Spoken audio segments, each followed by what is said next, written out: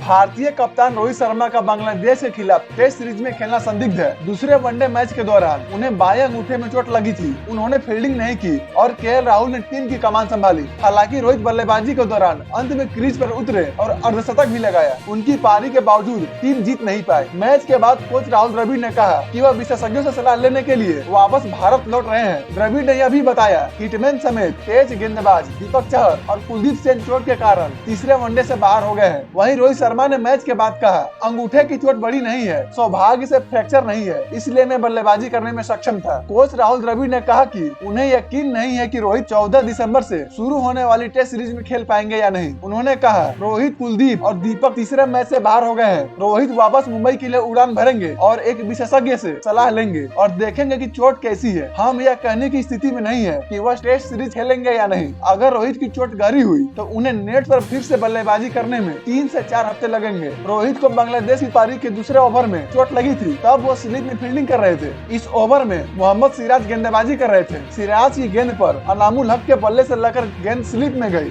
गेंद रोहित के हाथ से लगकर छिटक गई। इस दौरान उनके बाएं हाथ के अंगूठे पर चोट लगी। इसके बाद रोहित दर्द से कराहते दिखे। उन्हें तुरंत मैदान से बाहर ले जाया गया। इस बीच दीपक चहर फिर से चोटिल हो गए हैं। दूसरे वनडे में गेंदबाजी करते हुए उनकी हैमस्ट्रिंग में जकड़न हुई थी। उन्होंने अपने कोटे के केवल 3 ओवर ही फेंके थे। पिछले 4 महीनों में यह तीसरा अवसर है जब चहर चोटिल हुए हैं। वह हैमस्ट्रिंग और पीठ की चोट के कारण करीब 6 महीने तक टीम से बाहर रहे हैं। इस दौरान आईपीएल भी नहीं खेल पाए। वापसी के बाद जिम्बाब्वे के खिलाफ एक मैच खेला और फिर बाहर हो गए। उसके बाद दक्षिण अफ्रीका के खिलाफ वनडे सीरीज के दौरान उन्हें बाहर होना पड़ा। वह पीठ में समस्या के कारण T20 वर्ल्ड कप से भी बाहर हुए थे।